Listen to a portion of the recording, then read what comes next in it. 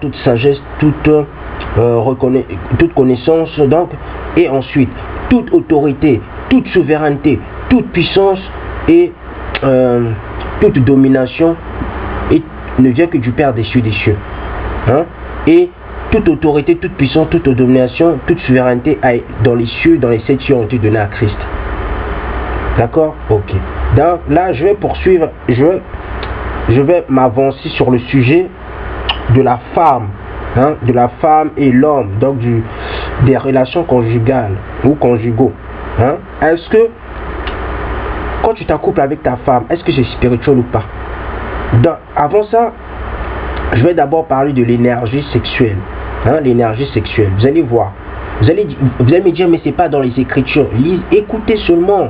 Écoutez. Vous allez comprendre pourquoi on dit que l'homme et la femme, et l'homme quittera son père ou sa mère ou ses parents pour aller s'attacher avec une femme, pour qu'ils fassent un. Vous allez comprendre pourquoi l'homme et la femme font une personne. Vous allez comprendre pourquoi. Vous allez comprendre pourquoi un homme ne doit pas être adultère. Vous allez comprendre pourquoi un homme ne doit pas aller forniquer. Vous allez comprendre pourquoi la femme elle est sacrée, pourquoi l'homme est sacré, pourquoi le peuple bantou c'est un peuple sacré. Donc sur ce, je vais donner la définition de l'amour sexuel, de l'énergie sexuelle. À ce stade, l'intimité entrelace votre énergie sexuelle avec l'énergie sexuelle de l'autre personne. Ces connexions sont puissantes et aussi insignifiantes qu'elles puissent vous paraître. Elles laissent les débris spirituels, en particulier chez les personnes qui ne pratiquent aucun type de nettoyage physique, émotionnel ou autre. Donc vous comprenez, donc si par exemple un frère va s'accoupler avec une femme, hein, dans la femme là, tu vas lui donner tes émotions. Donc tes émotions à toi puis tes émotions elles vont former que un. Donc quand tu te liens avec une femme, donc tes émotions ne font que un. Donc tu te connectes. Donc tes émotions et ces émotions se connectent. Et on dit aussi que c'est en lien même avec le physique. Donc tout ce que donc c'est en lien même avec tes pensées. Hein? C'est ça l'énergie sexuelle. Je continue toujours. Plus vous interagissez intimement avec quelqu'un, plus le lien s'intensifie, plus son énergie sexuelle devient étroitement liée à la vôtre. Vous voyez? Plus sa conscience, plus son esprit, plus vous êtes dans les débats, plus votre énergie se connecte. C'est pour ça vous voyez toujours. C'est pour ça on dit que quand tu t'accouples avec une femme, tu as un plaisir parce que c'est de l'énergie. C'est de l'énergie. C'est pour ça les anges ils ne s'accouplent pas parce que les anges sont déjà des énergies. Parce que dans le monde astral, la musique qu'ils écoutent, si vous ne me comprenez pas, lisez bien l'apocryphe des Sions. Il va vous apprendre plein de choses. Il va vous apprendre que les anges peuvent apporter de la joie. Vous allez apprendre que les chansons des anges vont jusqu'à l'âme, pénètrent l'âme. Or, nous on sait bien que les musiques que nous écoutons matin, midi, soir, ça ne pénètre pas l'âme. Et on nous apprend aussi que dans l'apocryphe des Sions, il y a de l'air de la sagesse. Donc, ce que je veux dire, les anges ne s'accouplent pas parce qu'ils sont déjà des énergies.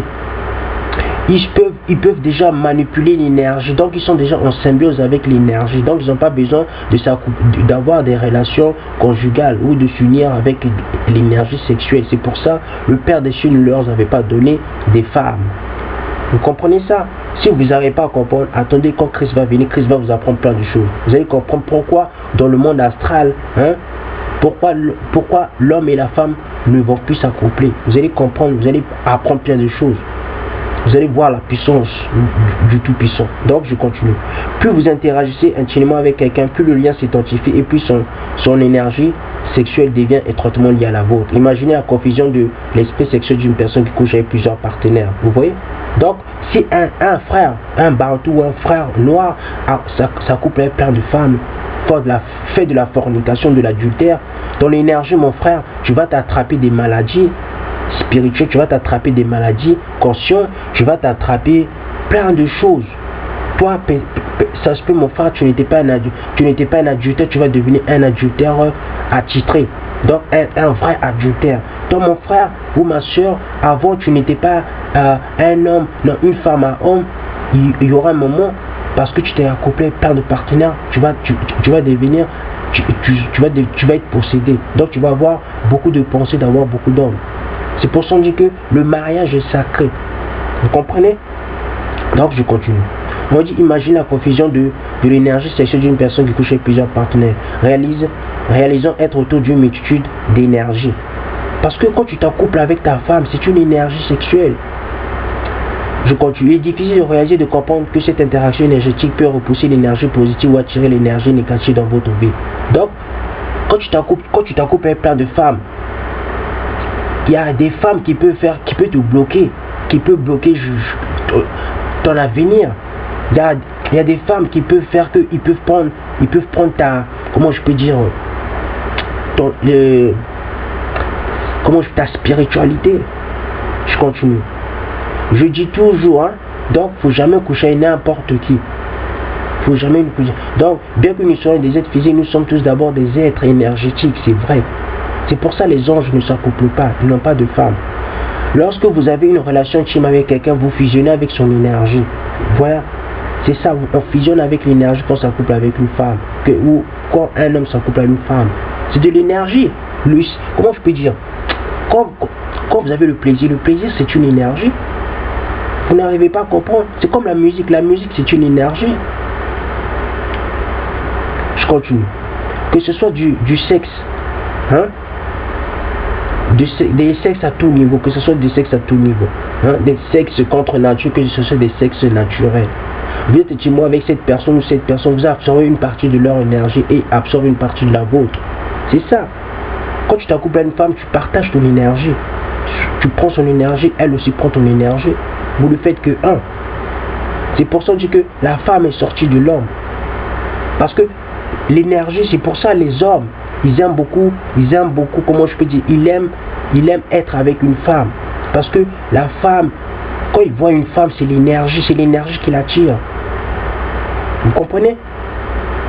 Donc, si gardez à l'esprit que si une personne couche avec plusieurs personnes, elle ou il absorbe toute leur énergie. Un homme ou une femme mariée absorbe toute l'énergie de son conjoint. D'accord, vous voyez? C'est pour ça la fin, quand un homme et une femme finissent leur débat, ils sont épuisés parce que c'est l'énergie. L'énergie là, ils ont beaucoup épuisé leur énergie. Celle-ci mélange avec son énergie et vice versa. Alors la prochaine fois, vous souhaitez dans le même lit avec quelqu'un ou que vous pratiquez une forme de sexe. S'il ne tend pas son énergie régulièrement, vous serez intimement avec la personne qui il est ou elle a été intimement auparavant. Nettoyer son énergie, c'est quoi? C'est la spiritualité. Donc sur ce, je vais maintenant entrer dans le débat, dans un autre débat, scientifiquement. Ça c'était plus, comment je peux dire, c'était plus dans l'organisme du corps.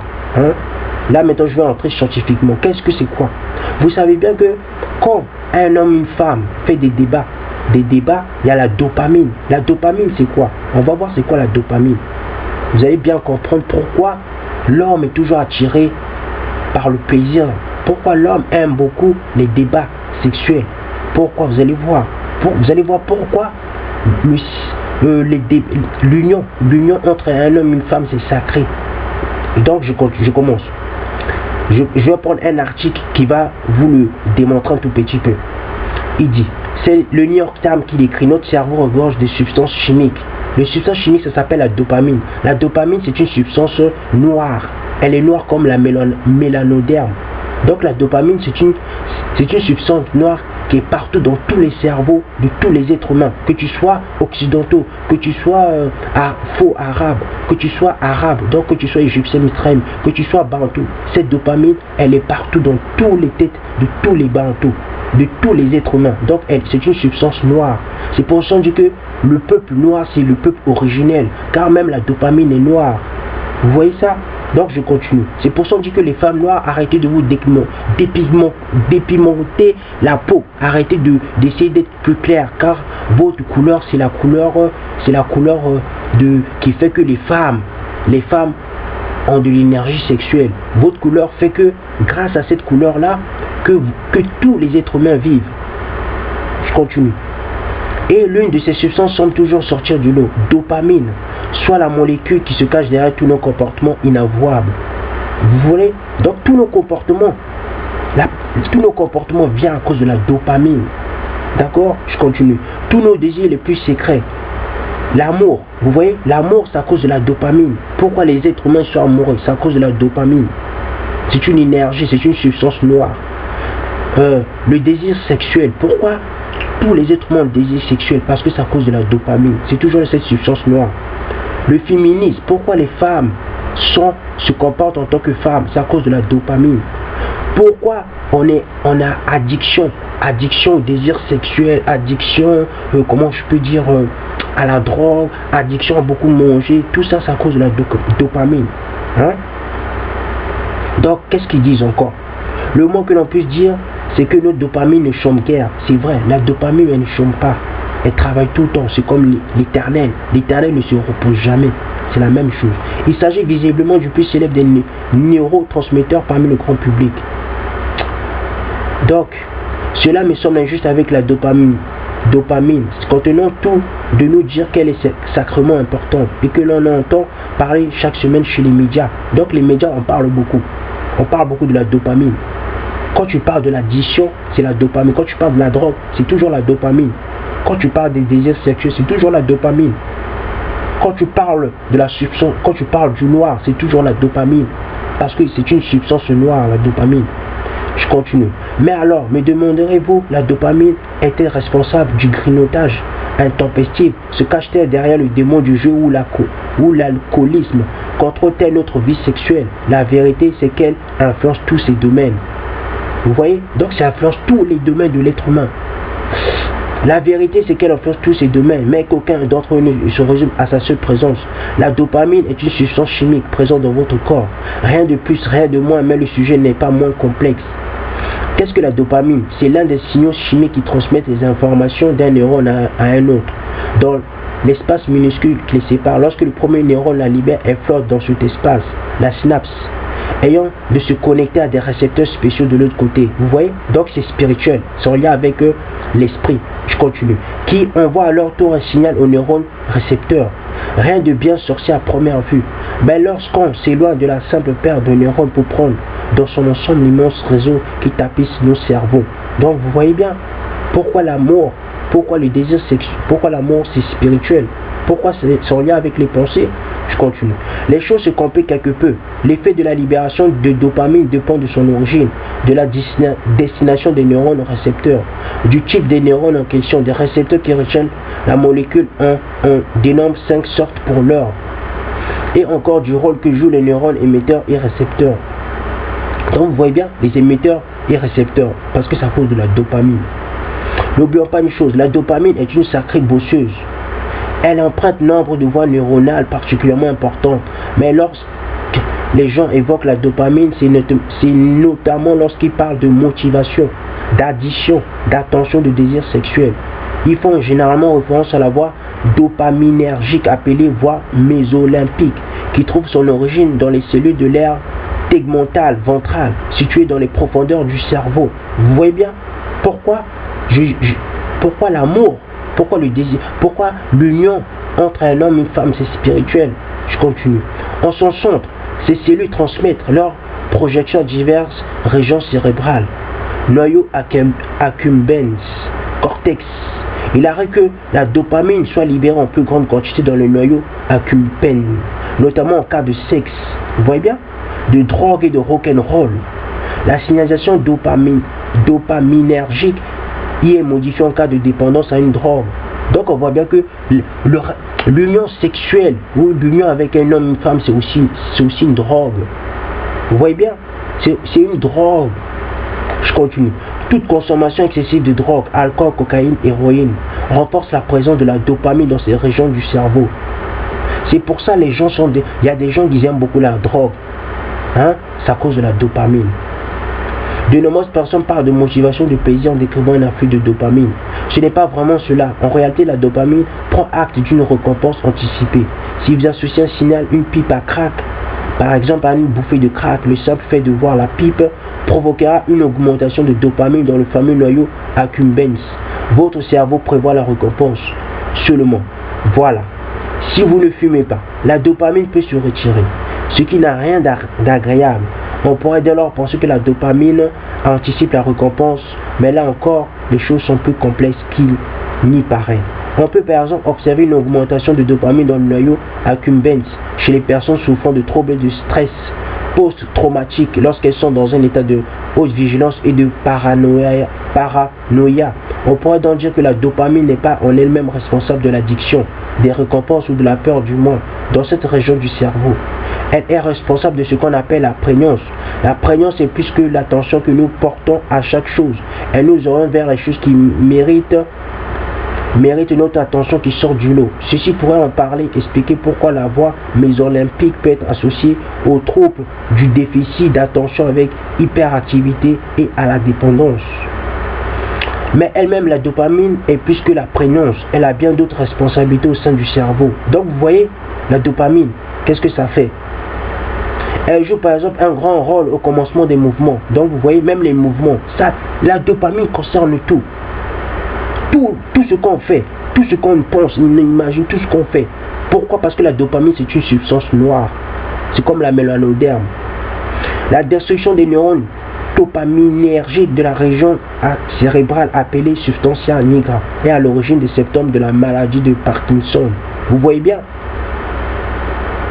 Ça agit tout, que ce soit la maladie, que ce soit quelqu'un qui est en bonne santé. Tout ça c'est la dopamine qui fait ça. Elle joue également un rôle important en tant qu'hormone. Voilà, qu'hormone. Vous voyez l'hormone. Elle imbibe la libération de la prolactine afin d'interrompre la production du lait maternel. Vous voyez, même ça concerne même aussi le lait maternel. C'est pour dire que quand tu as une femme, quand tu t'accouples à une femme, c'est spirituel.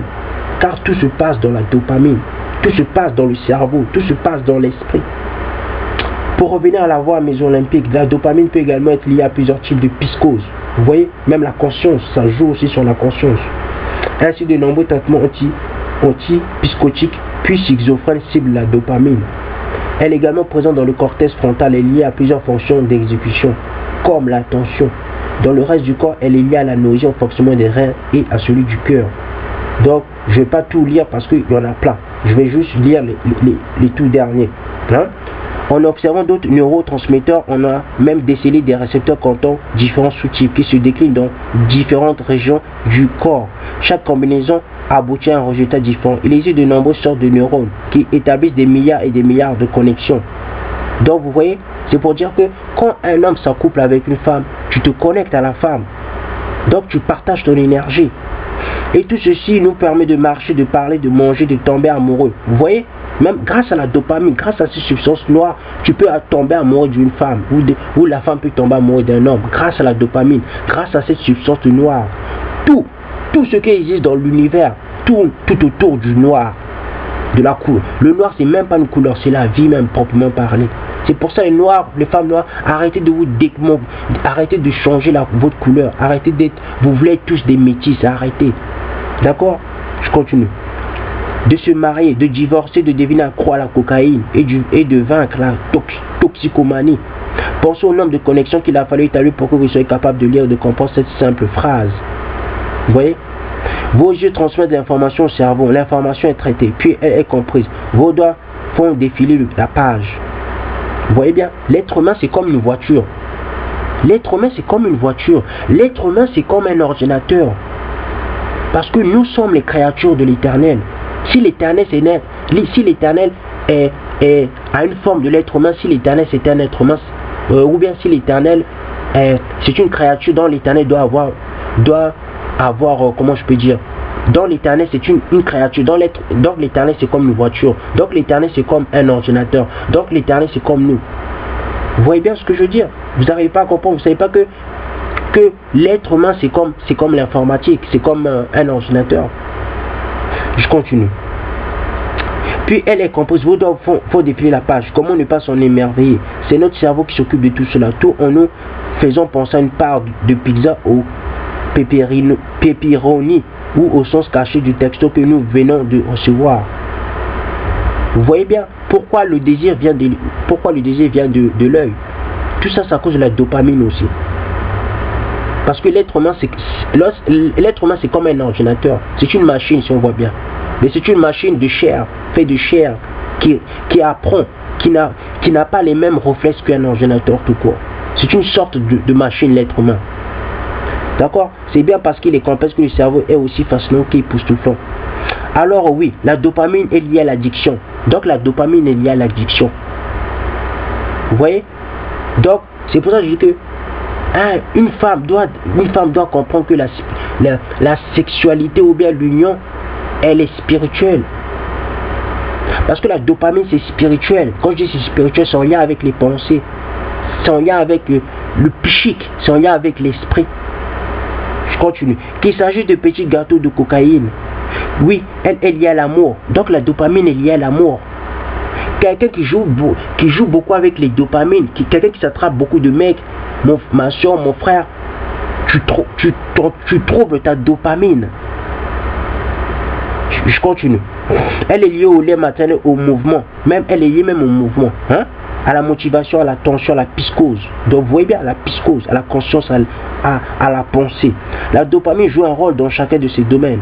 Mais elle ne se résume à aucun d'entre eux et nous ont tort de penser autrement.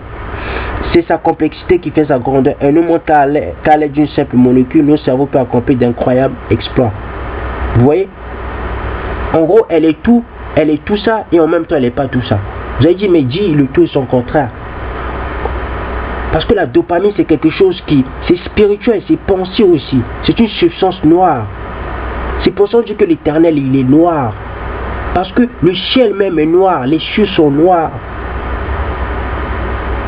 L'énergie de la matière, elle est noire. L'énergie de la matière noire, c'est parce que c'est noir. Toute vie vient du noir. D'accord? Les femmes noires, vous comprenez pourquoi il faut aimer votre couleur.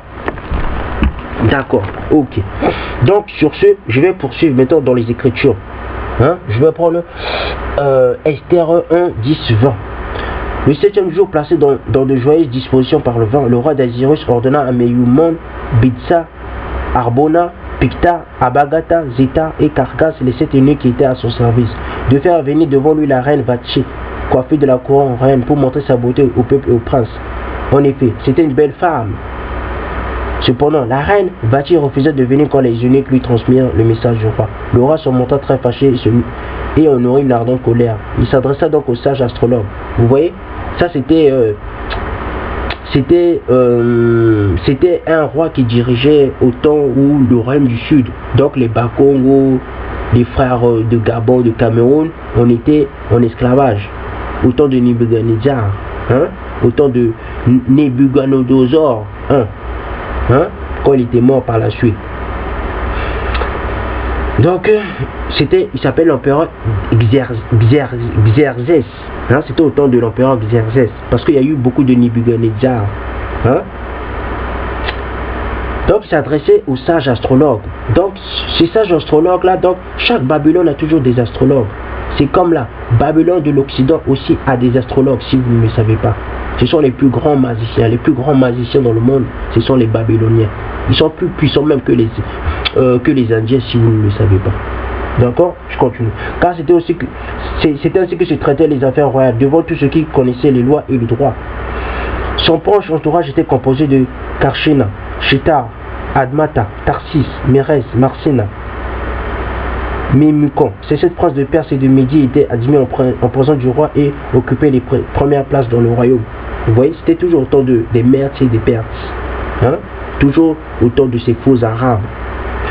Il leur demanda d'après la loi comment faut-il traiter la reine Vati suite à son refus de respecter l'ordre du roi Azyrus transmis par les eunuques. Hein? Les eunuques. Memucan répondit devant le roi et les princes, ce n'est pas seulement vis-à-vis du roi que la reine Vati s'est mal comportée, aussi vis-à-vis de tous les princes et tous les peuples qui habitent toutes les provinces du roi Azyrus. En effet, l'attitude de la reine déteinte sur l'ensemble des femmes et les incitera à porter un regard méprisant sur leur mari. Vous voyez bien qu'une femme ne doit pas mépriser son mari. Une femme ne doit pas avoir un air supérieur à son mari, parce que ça existe depuis le temps ancien. Une femme ne doit pas faire cela. Même chez les faux arabes, hein, eux qui se disent arabes, chez eux là-bas, faut pas le faire. Et ils ne le font pas. Même chez leurs ancêtres, les Perses et les Mèdes, ils ne le faisaient pas. Il ne faut pas mépriser son mari. C'est pour ça qu'on dit que toute autorité dans la famille vient de l'homme. Je continue.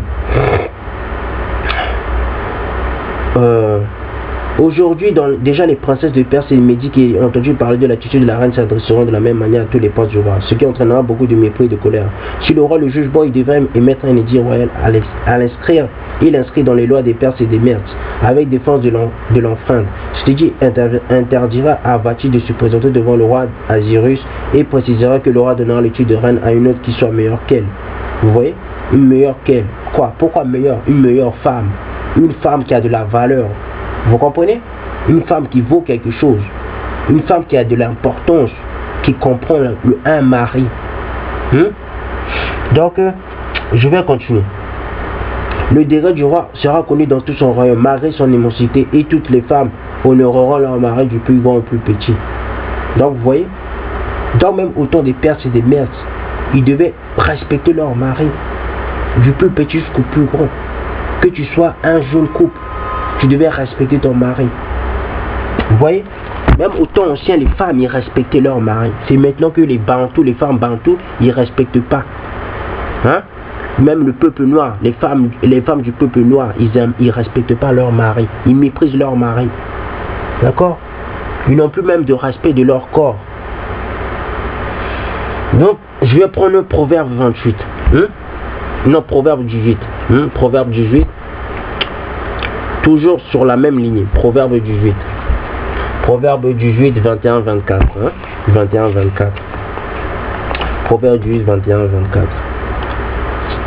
La langue a pouvoir de vie et de mort. Ceux qui aiment parler en goûteront les fruits. Celui qui trouve une femme a trouvé le bonheur. C'est une faveur qui est la reçue de l'Éternel. Donc, celui qui a trouvé une femme de valeur a trouvé le bonheur. Je vous l'ai déjà dit que la femme, c'est le bonheur. C'est le bonheur même c'est le bonheur de l'être humain. Déjà, quand tu as déjà une femme, c'est un bon. Quand tu as une femme de valeur, c'est déjà un bonheur. C'est déjà un bonheur. C'est un bonheur. Parce que la femme, elle détient ta connexion. Elle détient l'énergie. L'énergie qui est une énergie même pour toi que tu en as besoin. D'accord? Je continue. Le pauvre parle en suppliant, même vice versa, que ce soit l'homme ou la femme. La femme aussi, quand tu as un homme de valeur, c'est bien, tu détiens le bonheur. Je continue. Le pauvre parle en suppliant, mais le riche repart avec dureté. Celui qui a beaucoup de compagnons les a pour son malheur, mais il y a des amis plus attachés que des frères. C'est vrai, il y a des amis plus attachés que des frères. Mais ils sont peu. Tu peux les compter tu peux les compter au bout d'une main. Parce que comment je peux dire, dans les temps où nous sommes, on a mettons peu d'amis. Nombreux ce sont par intérêt, nombreux c'est juste pour te détruire. Vous voyez ça? D'accord. Donc je vais prendre Proverbe 5, Proverbe 5, 15 ans. Bois l'eau de ta citerne, l'eau qui sort de ton puits. Tes sources doivent-elles se déverser à l'extérieur. Tes ruisseaux doivent-ils couler sur les places publiques. Vous savez c'est qui les ruisseaux? Vous allez voir c'est quoi les ruisseaux. Qui soit pour toi ceux et non pour des étrangers avec toi. Dans les étrangers c'est quoi? Ce sont les femmes étrangères. C'est quoi? Ce sont les hommes étrangers. Mais les ruisseaux là, vous allez voir c'est qui. Vous allez comprendre que la femme c'est un bonheur. La femme elle détient de l'énergie. L'énergie qui fait que quand tu te connectes avec la femme, tu peux atteindre l'extase. D'accord? Je vais continuer. Qui soit pour toi seul et non pour des étrangers avec toi. Ça j'avais dit c'était les étrangères. Les étrangers ou les étrangères. Que ta source soit bénie. Fais ta joie de la femme de ta jeunesse. Donc on dit que ta source doit soit bénie. C'est la femme. La femme elle détient de la source. Vous voyez pas même quand vous faites l'endroit où vous faites l'endroit de la femme ou la forme de la femme, l'endroit où vous unissez, c'est une source. Vous voyez pas, c'est une source. Elle détient une source, son corps c'est une source, on voit bien. Elle a la source du bonheur, la femme. D'accord? Ok. Biche des amours, gazelle pleine de grâce, que ses seins se rassasient constamment. Énivre-toi sans cesse de son amour. Donc on dit que la femme, elle détient de l'amour, elle détient le bonheur. La femme bantou détient le bonheur. La femme noire détient l'amour, le bonheur. Que ce soit même les peuples, tous les peuples, tous les êtres, toutes les femmes du monde détiennent l'amour, détiennent le bonheur. Mais l'amour par excellence, c'est la femme bantou et le peuple noir. La femme bantou détient un bonheur. Car elle a une source. ces parties sont, le parti intime qu'elle détient, c'est une source. C'est une source de bonheur, c'est une source d'amour. Elle a de l'énergie. Cette partie-là, quand elle s'unit avec l'autre partie de l'être humain, ils se connectent, donc ils apportent de l'amour. C'est ça, on dit que quand tu t'unis à une femme, tu l'apportes de l'amour. C'est pour ça qu'on dit que c'est bien l'amour. Parce que quand tu t'unis avec une femme, tu ne fais que un avec la femme. Vous comprenez? C'est pour ça qu'on dit que l'amour, c'est spirituel. Je continue encore. Pourquoi mon fils t'enivres-tu d'une étrangère, embrasserais-tu la poitrine d'une inconnue? Donc on dit, pourquoi tu vas t'enivrer? Parce que la femme, je vous dis, la femme, elle a tout. La femme, elle te donne le bonheur. La femme, elle te donne de l'amour. La femme, elle t'enivre. Donc la femme, elle peut faire que tu deviens. La femme, c'est comme, comment je peux dire? La femme, c'est une drogue, la femme. La femme, c'est quoi? La femme, c'est une énergie. La femme, elle t'apporte de l'extase. La femme, c'est comme le vin. C'est comme quelqu'un qui boit beaucoup de vin. À la fin, il devient ivre. C'est ça, la femme. Vous voyez, vous comprenez ça? Tout ce que je dis, c'est écrit dans les Écritures. Je ne viens pas pour amadouer mes soeurs. Je ne viens pas pour amadouer mes frères. Tout ce que je dis, que l'Éternel m'entend parler, je le dis en vérité. D'accord? Je ne le dis pas pour avoir pour essayer d'avoir beaucoup de femmes. Non, je le dis en vérité. Ce que je dis, c'est écrit dans les Écritures. Hein? Donc, sur ce, je vais prendre Éphésiens. Hein? Éphésiens, je pense que je vais terminer avec ça parce que je ne pense pas que j'aurai beaucoup de place. Hein? Parce que là, il reste peu de minutes. Donc, je vais prendre Éphésiens 22, 33. Hein? Éphésiens 5, 22, 33. Ça dit quoi? Femmes, soumettez-vous à votre mari comme au Seigneur, car le mari est le chef de la femme, comme Christ est le chef de l'Église qui est son corps et dont il est sauveur. Mais tout comme l'Église se soumet à Christ, que les femmes aussi se soumettent en tout à leur mari. Mari, aimez votre femme comme Christ a aimé l'Église. Donc on dit que l'homme doit aimer sa femme. Parce que l'homme doit aimer sa femme, parce que la femme apporte le bonheur, la femme t'apporte de l'enivresse, la femme t'apporte de l'amour. Hein? Donc je continue. Mais tout comme l'Église se soumet à Christ, que les femmes aussi se soumettent en tout à leur mari. Mari, aimez votre femme comme Christ a aimé l'Église, c'est donner lui-même pour elle, afin de la conduire à la sainteté après l'avoir purifiée, lavée par l'eau de la parole. Donc vous comprenez bien. Hein? On dit que l'eau de la parole, on dit que le baptême de l'eau, c'est la parole de l'Éternel. C'est ça le baptême de l'eau. Je continue. Hein? Pour faire paraître devant lui cette église glorieuse, sans tache ni ride, ni rien de semblable, mais cette sainte et irréprochable. C'est ainsi que les maris doivent aimer leur femme comme leur propre corps. Vous voyez bien? Quand je dis que un bantou doit aimer sa femme comme son propre corps, car la femme bantou détient l'amour, l'ivresse, et la femme bantou détient le bonheur. Et la femme bantou, c'est toi, mon frère. Quand tu vois ta femme bantou, c'est toi. C'est ton miroir. D'accord? Je continue. En effet, jamais personne n'a détesté son propre corps. Au contraire, il le nourrit, on prend soin, tout comme le Seigneur le fait pour l'Église.